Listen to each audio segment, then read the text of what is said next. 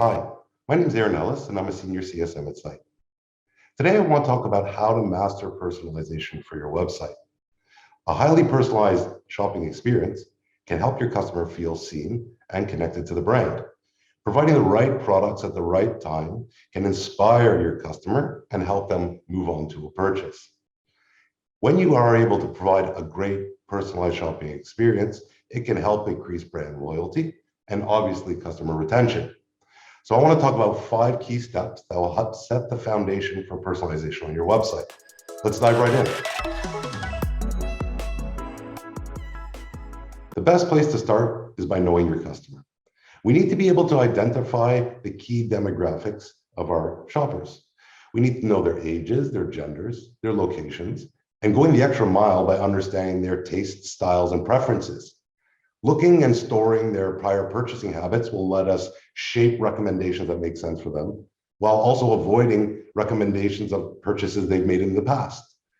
For example, if we understand that one of our customers is in the habit of buying activewear, then we most likely should not provide high fashion as one of our recommended options. When we take into account all these layers of segmentation, we have the best chance of providing the right product for that right customer at the right time.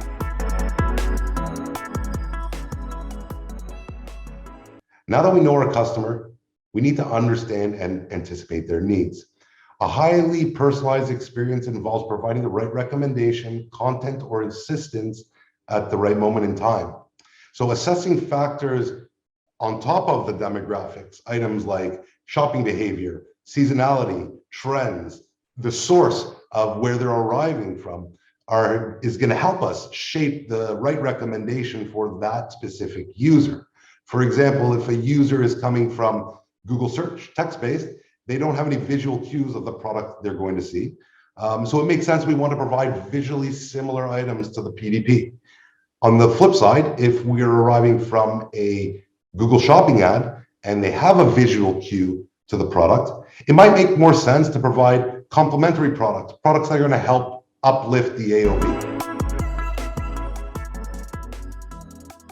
Shoppers' intentions and motivations change between sessions and obviously in between visits.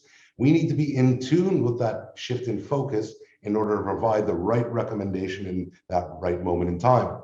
If we are taking an example of a mother or father shopping for evening wear, finding the product that inspires them, adding it to cart, and then continuing their shopping experience by looking for clothing for their children. That is a major shift in context, and we need to be in tune with that in order to provide recommendations for their children.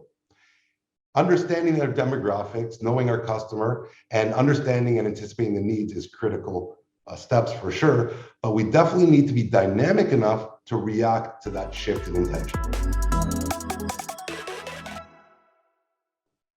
Another important factor to take into account when you're shaping your recommendations is knowing where your customer is sitting in the sales lifecycle. And why that's critical is because a first-time user has a very high likelihood of not making a purchase on that first visit. So what we want to do is reassure them and provide them a variety of options so they can understand the type of products we are selling.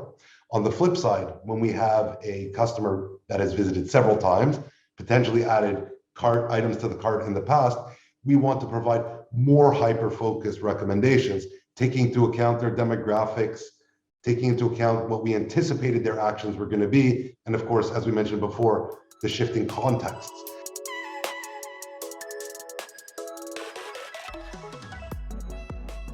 The last point I would like to discuss is just how important it is to prioritize ease of use. Our goal is to connect our customer to the product they're looking for as seamlessly and as quickly as possible. We can tackle this from 2 fronts.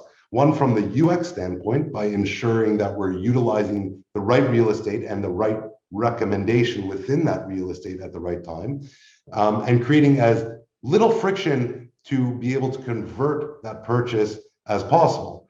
The other front we want to tackle is making sure that we don't provide irrelevant recommendations in our options or items that may be out of stock.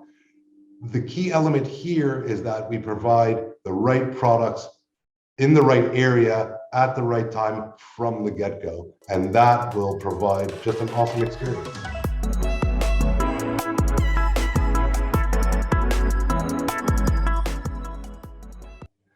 When we take into account the 5 points we discussed today, we'll be able to provide a highly personalized experience for your shopper. What we want to do is make them feel like we're talking to them directly and providing a one-on-one shopping experience. My name is Aaron Ellis for Syte, and if you have any questions, please feel free to leave us comments below or reach out to us directly. Thank you.